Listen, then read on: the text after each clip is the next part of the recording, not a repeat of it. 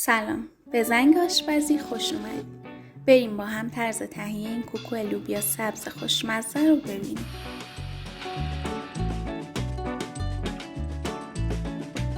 مواد لازم: گوشت چرخ کرده 200 گرم، تخم مرغ 4 الی 5 عدد، سیب زمینی متوسط 2 عدد، هویج متوسط 2 عدد، لوبیا سبز 250 گرم، پیاز بزرگ 1 عدد یا 2 تا پیاز متوسط، نمک 2.5 قاشق چایخوری، زردچوبه 1 قاشق چایخوری، دارچین نصف قاشق چایخوری و فلفل سیاه نصف قاشق چایخوری.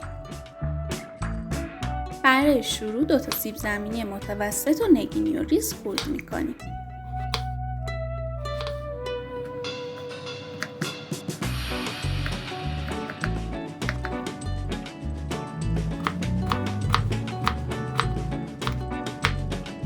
به این شکل.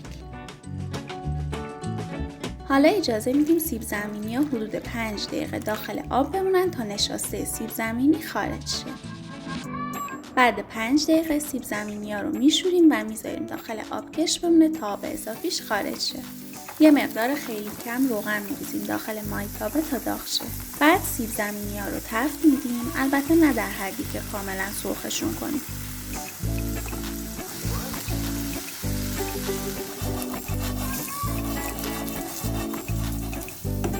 خب سیب زمینیامون آمادن. حالا میذاریمشون کنار تا خنک شن.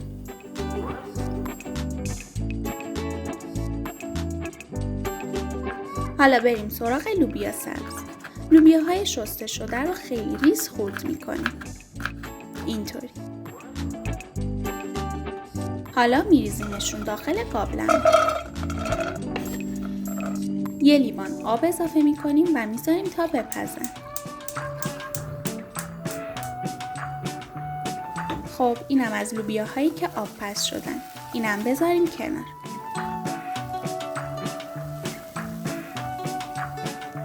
حالا 2 تا هویج متوسط و نگینی ریز خرد می‌کنیم.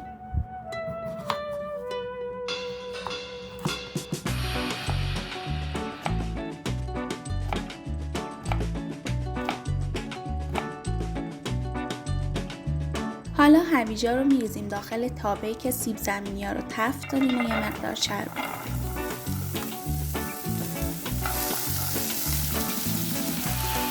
و بعد یه پیمونه آب اضافه می‌کنیم و می‌ذاریم بپزه و نرم شه، اما نه در حدی که لهشن هویجا.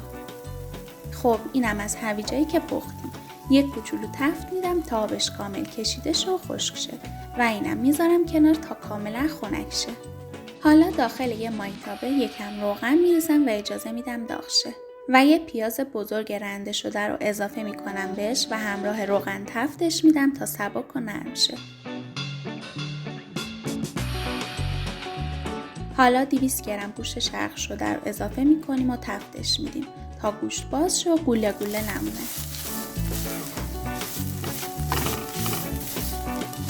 بعد اینکه گوشت رو تفت دادیم، حالا لوبیا سبزی رو که قبلا آب پز کردیم به گوشت اضافه میکنیم و همراه گوشت خوب تفتش میدیم تا اگه آب اضافی داره آبش کامل خشک شه و کشیده شه تا کوکومون وا نره.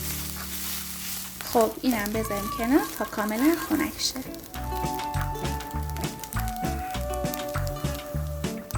حالا داخل یک کاسه بزرگ گوشت چرخ کرده و لوبیایی که قبلا آماده کردیم و گذاشتیم کاملا خنک شده رو اضافه میکنیم.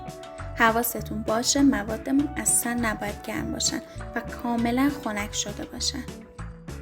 حالا سیب زمینی نگینی رو که تفت دادیم و اضافه میکنیم. و هویج نگینی پخته شده رو هم اضافه میکنم. دقت کنید که همه موادی که داخل کاسه ریختیم باید کاملا خنک شده باشن. حالا داخل یک کاسه دیگه 4 تا تخم مرغ رو بشکنیم و بعد بهش نمک، زردچوبه، فلفل سیاه و دارچین رو اضافه کنین و با یه چنگال یا همزن دستی بزنین تا تخم مرغ حالت لختگی نداشته باشه. احتمال داره 4 تا تخم مرغ کم بیاد و بعد مخلوط کردن تخم مرغ با مواد به تخم مرغ دیگه احتیاج داشته باشیم.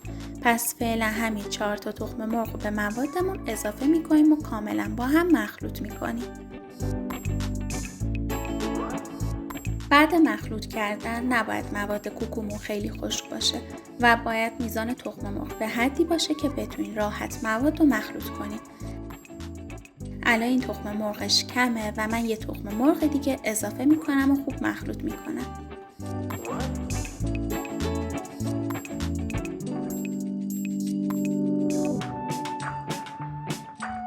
خب باید موادمون به این حالت در بیاد. حالا داخل مایتابه حدود 3 یا 4 قاشق روغن میریزم. بعد اینکه روغن داغ شد مواد کوکو رو میریزیم داخل مایتابه. برای این کوکو نیاز نیست که زیاد روغن استفاده کنی چون مواد کوکومون یکم روغن داره و حین پخت روغن پس میده. حالا سطحش رو با پشت قاشق صاف میکنم. شعله پخش کن میذارم و در ظرف میذارم و اجازه میدم با حرارت ملایم یه طرف کوکو سرخ شه. بعد اینکه یه طرف کوکو سرخ شد به کمک یه بشقاب برش گردونین و اجازه بدین طرف دیگه‌ش هم خوب سرخ شه. تو این مرحله دیگه نیازی نیست در ظرف رو بذارین و اجازه بدین با در باز طرف دیگه کوکو خوب سرخ شه. خب کوکوی لوبیا سبز خوشمزه زنگ آشپزی آماده است. اگه این ویدیو رو دوست داشتین لطفاً لایکش کنین، کانالم رو سابسکرایب کنین و زنگوله رو بزنین تا اگه ویدیو جدیدی گذاشتم با خبر بشین.